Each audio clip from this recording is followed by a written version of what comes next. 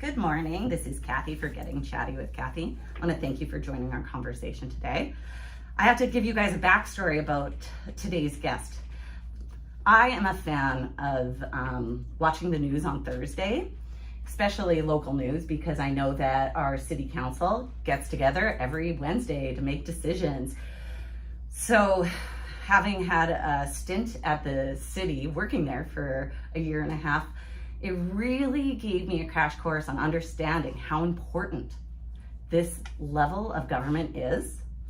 And when I was watching the news yesterday, I had the opportunity to see Shawn Koch, who's here today, talk about something that he's very passionate about, which I am as well. And I really want you guys to listen to before we have our election, which is coming up very soon. You guys, like, days away. So please listen today, knowing that, these are our opinions. There's two sides to every coin, but I think that Shawn's pretty educated and has his feet right down in the weeds. So maybe it would be good to listen to somebody that's like dealing with this stuff on the daily.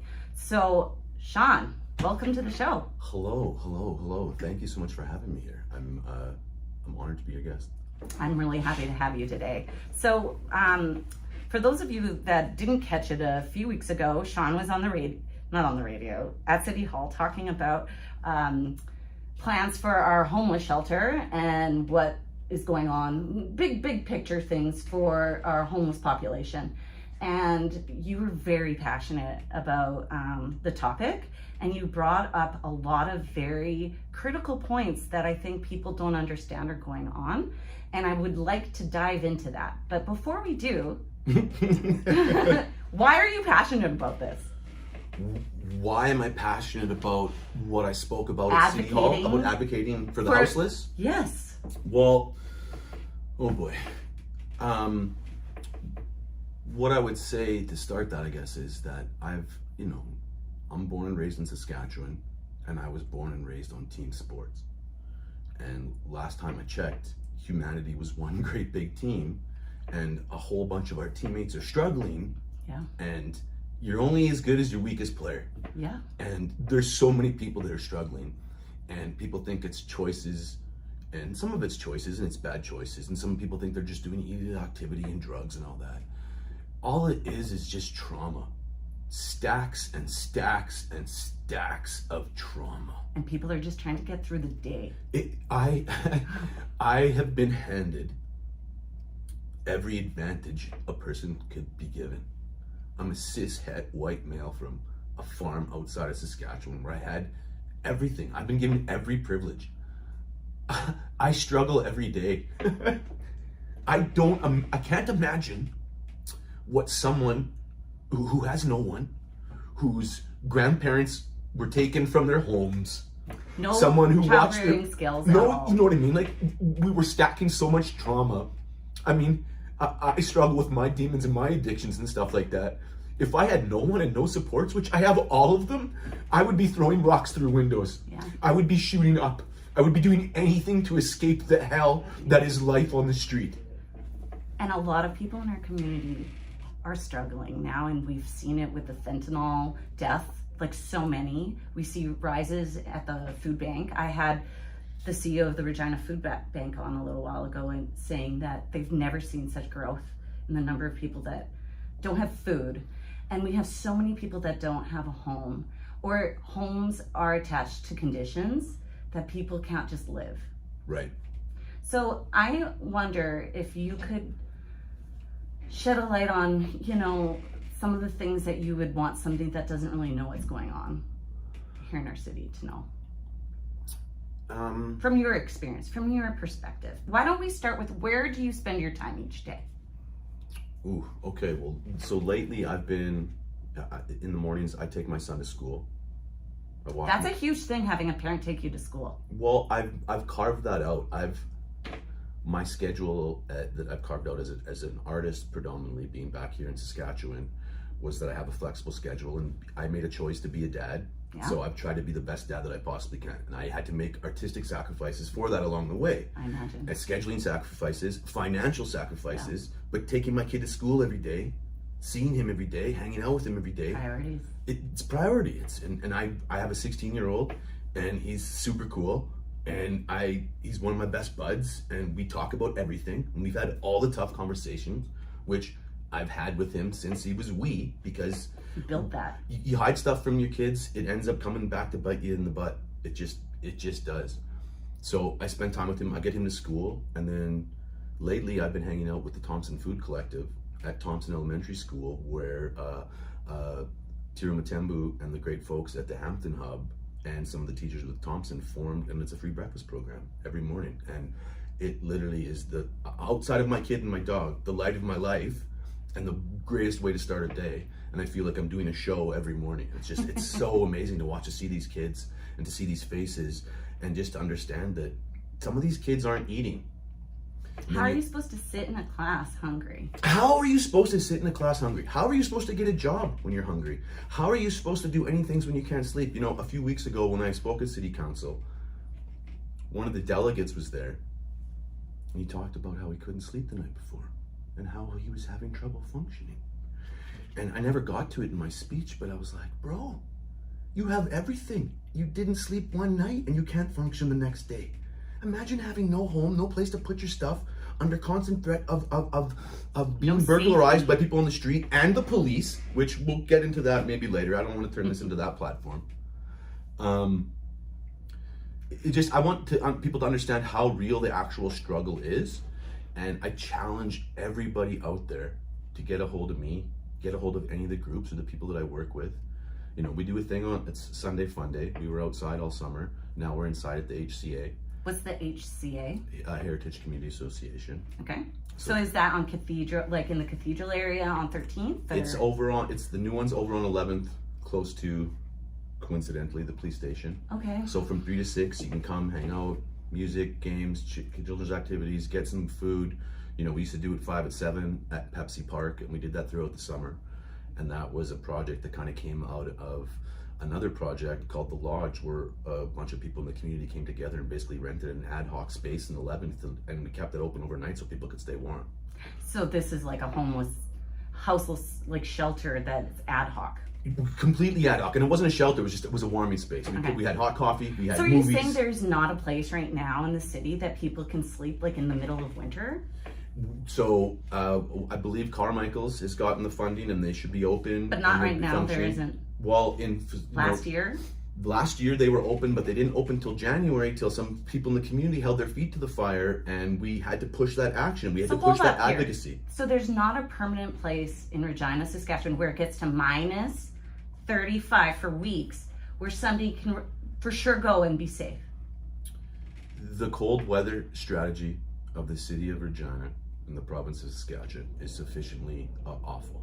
2 winters ago, we had a warming bus at the tune of like $250,000. Last year, they ran the bus for I think 10 nights until Carmichael opened. The only saving grace last winter was that it was one of the mildest winters in Saskatchewan history. That was the only thing that saved a few deaths. So some of the peeps that I'm working with, we're trying to have a building, a space that can be a 24/7 facility where people can come and access services, get some coffee, talk to a friend, fall asleep in a chair without getting kicked and saying move. Right. Because this is, I guess, what I want other people to realize too, where about the struggle being real and having no sleep. You can't sleep in the street when you don't feel safe falling asleep. Or it's minus 30. Or it's minus 30. Or even like I was, or plus 30. I may or may not have been involved with the band of rebels that helped support the City Hall and tent encampment last summer. I was. The biggest thing that was there was a sense of community and safety. People were coming there and sleeping. And I don't think people understand how huge that. You don't just think about yourself when you have a sleepless night and what your next day is like. Horrible. Start stacking those on top of each other. While being hungry, not knowing where your next meal is. No. So what's your goal? Is your goal to try to have a permanent place? Yes. A 24/7 facility that's permanently open where you can access services and you don't have to spend money to use the bathroom. Right. Possibly use the shower. Right. Have a storage facility. be able to put your stuff there. I don't think people understand too, your entire life is reduced to a cup of what you can carry. Right. And people on the street start to break down and they can't walk places. And so our services for the most part are open 9 to 5. Houselessness runs 24/7 and the worst stuff happens at night and on the weekends. So then you're gone for half of it. Yeah, and so don't get me wrong. There is a lot of great people and a lot of great organizations doing a lot of great work. But also, let's not get it twisted. There's a bunch of organizations that are bloated, inefficient, and people, especially in the quote-unquote non-profit world, Right. and this is not me launching an attack at non-profits, but kinda. Non-profit's a tool of capitalism for tax breaks for the rich and for a lot of people to funnel money. So to say non-profit, yeah, cool, there's no profits for shareholders, but there's some people making bloated salaries at some organizations that don't really do a thing. And their job is to push paper from 9 to 5 and say, oh, that's next meeting. And you are looking to fill the holes that we have right now with the systems that are currently in place? Completely. We're trying to, the groups that I'm working with, and one in particular, we're trying to be somewhat of a glue to create a safety net, a collaborative safety net of knots at when this inevitable Jenga tower of capitalism falls. Like we're watching it crumble before our eyes, right? Our education's been under attack. Our health system's been under attack. The riders haven't been doing so well. Do you know what I mean? Like, can we get something, please? Do you know what I mean? Please. So it's been hard to watch, and as someone who, there's been a lot of people. I'm not alone in this. I want to jump in here because Sure, I actually was at a really cool thing. I had a colleague, I guess, like a mutual business owner in the city. She invited me to this thing. It's called 100 Women That Care. So what this is actually now, I think, more than that, like 150 women, and they pay $100 every quarter. So it gives you, like, let's say $15,000 every quarter to give to a group. So this is the choices at the meeting that I was at. They had a soup kitchen that was going to, if they weren't available to give out soup, there would be nobody doing it at this location for the next 2 months until winter hits, and then they're at a different place. So they wanted the money to cover that. Then there was another group who was asking for something just as dire. There were 4 groups that showed up, all just asking for like simple basic needs. You hit the nail on the head. Simple, basic needs, which are woefully insufficient. And hey, this isn't a Regina exclusive problem. No, but I thought, man, how is there the need that bad from 4 different groups? Like, right. And how do you pick which one needs it more? Well, they've got us, there's only one budget that keeps increasing. That's the taxes. Well, that's the police budget. Oh yeah. And the stats are out. Police don't prevent crime. It just doesn't. Okay, more money on police budgets is not the way to fix this, everybody. I'm sorry. I know we're in a cop town and we're in a government town. A fundamental shift on a lot of things. Completely, and it's frustrating because I've been out there, me and a whole bunch of other people, and there's others that have been screaming about this forever. I worked at a Housing First organization starting back in 2016. Okay, hold on. Yeah. You said a very key word here, Housing First. So let's explain what Housing First is. You take someone who's houseless and you put them in a house. No matter what. No matter what. Exactly. In fact, not no matter what. The people who are most effective and have score out with the highest acuity are the top on the list. The rationale is that if we can help house and support the people who need it the most, there's actually a trickle up effect, right? Right. Capitalists and economists love to talk about trickle down economics, the biggest fallacy ever brought upon mankind, that and nonprofits, and that police prevents crime. Sorry, you've given me a platform. I've got takes. These are your opinions. Like, I think that we're at a point in Regina where we need to start talking loudly about these issues. And I was so proud that you were at City Hall saying these things, because counselors should be hearing about this all the time. Well, and one of the counselors, one of the progressive counselors, after they had come out about the meeting about the emergency shelter, when all of the businesses erupted, not in my backyard, right? Not in my backyard, but same phrase as, I'm not racist, but, and then the person says the most racist thing you could think of. And I think I made this point in my City Hall speech. The circle that is NIMBYism and the circle that is racism, if you look at the Venn diagram, it's almost complete. Yeah. Especially in this city, in this place, because the real, if we're going to keep pulling back the layers of the carpet, let's go with the trauma, let's go with the trauma. We are the crown jewel.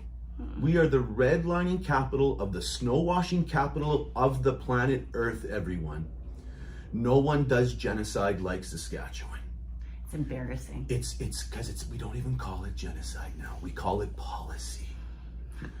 17% of this province is Indigenous. 80% of the prison population almost, and close to 90% of the houseless population. How is that nothing other than generational trauma and institutionalized racism? So it's taken us 7 generations to rip this thing apart. It's probably going to take at least 14 to rebuild. So either we get busy living or we get busy dying. And I'm on let's get busy living stage. Because I have unbounding hope. Because the collaborators, the cool people, the heroes that have been on the street, which, let's not get it twisted, the heroes on the street are the people who have to live on the street. They are the real superheroes out here. And if we can fix them and help them, they are infinitely stronger. The fact that people keep writing them up and we have to somehow integrate them back into the community as proficient workers and getting jobs, as if you only have merit if you have a job. Let's get rid of this garbage talk as well. The people that are on the streets are already members of our community. Society. And the fact that we're letting them die, folks, it's on us. I don't care who your God is. We're all going to hell for letting this happen on our watch. So either we're doing something about it and saving our most vulnerable, or we're not. The billionaires, it's clear what's going on. It's classism. We're collective liberation or bust. We either come out in the strength in numbers or we don't. And to tie it into the election stuff, Regina loves to act like we're a big city. Well, we've got some big city problems now. Luckily, if you're someone listening right now, and someone out there goes, it's so daunting. The world's melted down. Look what's going on around us. Oh my God, I don't know if we're going to get to 2025. Yeah, we are. We're going to be okay. But it's going to take all of us, and you have to show up. And for those, don't get twisted with American politics. The American election is lost. Whoever wins the whole thing, it doesn't matter, because that's puppet on the left, puppet on the right, 2-party system. You can't affect that, especially living in Regina, Saskatchewan. The provincial election, it's a popularity contest. The work gets done at the municipal level. I looked at the numbers of the last one, 40-odd thousand. Hardly anybody goes out to vote. Your vote very, very much matters. And your your property, there's so many reasons why municipal elections are key. And there was a big shift that did happen. I don't know if you guys knew, but I think that they reorganized the boundaries. They did. Which should give everybody a more equal voice for what you need. Now, you talk about NIMBYism. Did I say it right? You did. Not in my backyards. Yeah. So I actually remember, I'm not sure how to explain this better, but I'll try. When I worked for the city, we were sending out surveys to the nicest areas in the city about a basketball court. A basketball court. People freaked over this basketball court. All of these things, I don't want that in my backyard. The noise, the lights will be on till 10 o'clock. All of this stuff, freaking out over it. And all I'm thinking is, what a bunch of assholes. They can't even handle a ball bouncing in their neighborhood.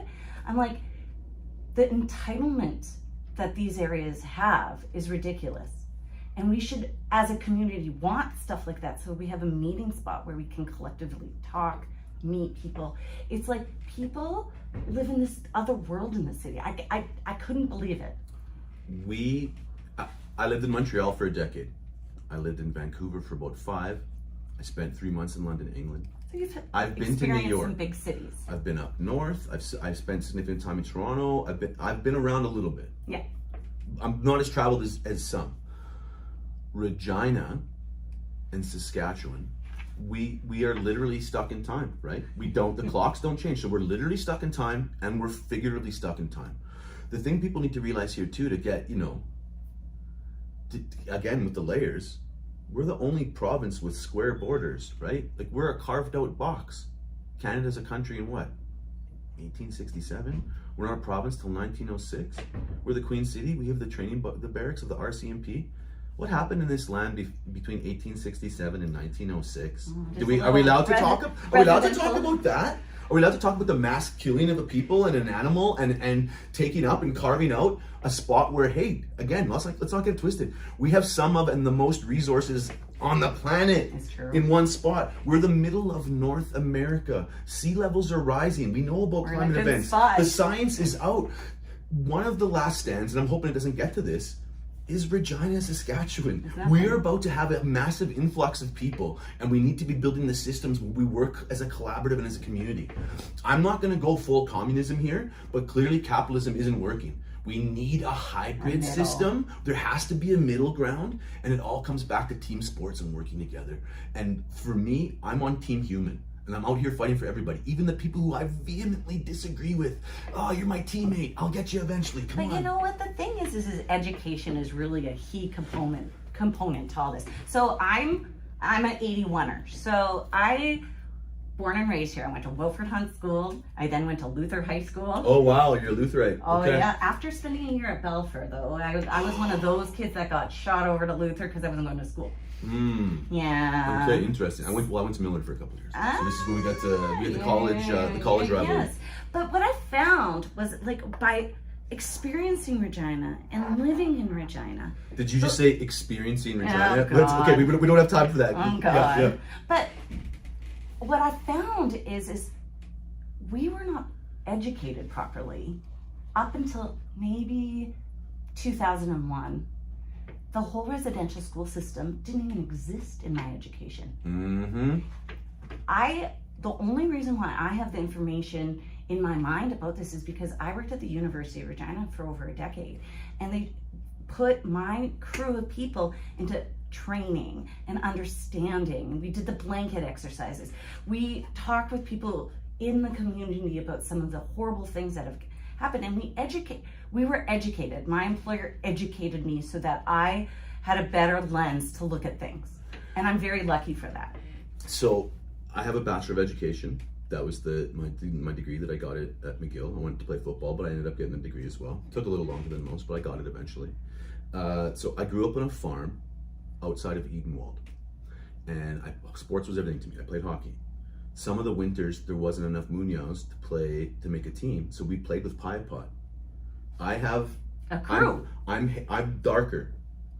We would roll into rinks when I was with Pie Pot, and I couldn't believe what I was hearing when I'm like 7, 8 years old, and I didn't get it. When I walked in with my white team into certain rinks, we weren't hearing these things. I would walk in with my indigenous team, and you'd hear. So I knew things were weird when I was a kid, right? Right. There were 60 kids at school. But we didn't know why. We didn't know why because they wouldn't tell us, and we don't know why. And you hear all the jokes, and you hear it from your parents and your family and the government. But it was the trauma. And it's trauma. All it is trauma and just propaganda against them because hey, we took their land and kind of screwed them over. Let's not talk about it. It's really, really, really heinous. It's so insidious, and that's kind of the part where I'm at, where I was lobbying hard for the Dewdney name change as well. And we put that on a T for them, and 7 of them voted against it. It didn't happen. I was part of the what pool was it? Dewdney pool. Yep. They changed the name. Yeah, the Buffalo Mouse. Yeah. I was the comm strategist for that. Really? Yeah. So, and this is the thing. The administration showed that the main pushback was that it was going to cost too much money. For the administration was legal. Yeah, Like it's all bunk. addresses. What it comes down to is good old fashioned racism, right? And this is what we have. It's This like is what we're up having a against. road that says Hitler. Yes. I get it. You're on the same. But what I think people need to do is vote in the people that thought that needed to change. Yes. Because they're open to change. So who were the counselors that said yes to it? Do we remember? Well, Andrew Stevens, who's not running, Dan LeBlanc, who's not running. One of the other progressive counselors who I believe is running was not there for the vote. And then I think Cheryl, she voted for it as well. Yeah. And she's not running again. But I don't think she is. The progressives who all voted for it aren't running. But 7 voted against it. And I think that just reflects a larger percentage of 70% of this city, 70% of this province are struggling with the truth. They don't understand. They don't understand, and we have so much work to do because everybody wants reconciliation, right? But we're so far. We have to go truth, some justice, then maybe we get some all these reconciliation, steps. and then maybe some peace. So we have to agree on the truth, and that, like you said, it comes through education. So one of the groups that I'm working with, the Hawk Principle, which Hawk, healing, wellness, kindness, our cornerstones are education, art, advocacy, and community. You connect those together to, activate the other A in Hawk, and you link these kind of things together. How can we find out how to get involved with You it? could go to thehawkprinciple.com. You can, if you want to be a volunteer, if you want to be a member, if you want to donate, because we run completely, we're working with different levels of government to get some more funding, but we are completely funded by community. We're a community service co-op. So there's a few people that will get paid in honorarium, but a whole bunch of people work Nobody's for free getting... for a year to just go out and help. Because my whole thing is that it's a high for me now to help people. I'm addicted to it. We're doing a thing we're calling it Turtle Ball. Okay. Where it's basically we're building these community cubes of educators and artists and activists and people, and we're kind of gamifying outreach and working with different sponsors and volunteers, kind of like what they've done with the Regina Flag Football League here, where you have people working at the end of the year. The coaches have this big blowout, model. and there's prizes, and it's just the Turtle Ball, the game where everybody wins, and also slow and steady wins this race. We've been under attack from the right. I don't care which side of the aisle you come from, whatever you're left, But right. why It's is a left- circle, you guys. It's Why a circle. is left being good? To people. Yeah, It doesn't no. even make sense. It doesn't make sense. And we're a circle. It's all connected. We're all one. You can affect change at the municipal level. So go out there and Yes. vote. Andre Mannion, Victoria Flores, Cale McClellan for school board. There's so many great candidates out there, right? We've got Shabna going as well. Like, there's so many candidates that you can go out there and just a minimal research will show you who aligns with your values. The City of Regina website has all of the councillors that are not, is it constituents? I forget the correct term. But in any case, you can read, they have a picture and they tell what their viewpoints are on stuff. You can look up every single one. There's a page for everyone. There really is, and there's so many great community organizations out there. I said I was taking I kind of went at nonprofits there a little bit. There is some good stuff there, but there's a lot of co-ops and there's a lot of community organizations that are not built on that model, that require funding. It could use your help, right? Heritage Homies YQR, Good Trouble Network YQR, Writing Relations. Do you want to provide me with a little list, and what I'll do is I'll tag that onto this video. Oh yeah, Okay. sweet. That's And then what we'll do. at the Hawk Principle on Insta too, you can follow us there, because we're trying to. If I could get one more quick thing in. Yeah. The outreach world and helping people who are houseless, dealing with mental health crisis, their traumas, their addictions, whatever. There's this misconception that it's so tough and they're a danger and safety issues and all that. No, they're humans who just want to connect and have fun and do some things And have a tough on their coffee. luck maybe or something. Yeah, it's really cool. So get a hold of us, come hang out. We're hanging out, and we're having fun. We're building a new world, and we're having fun doing it. There's so much work to be done, but we can do it together. I'm filled with infinite hope. I'm the hype man for humanity. Yay. I'm the Flavor Flav for humanity. I've got your guys' back. Sean's Okay, here. I'm here. Go vote. Thanks, guys. And seriously, go vote. Let's make this count, okay? Take care out there. Bye now.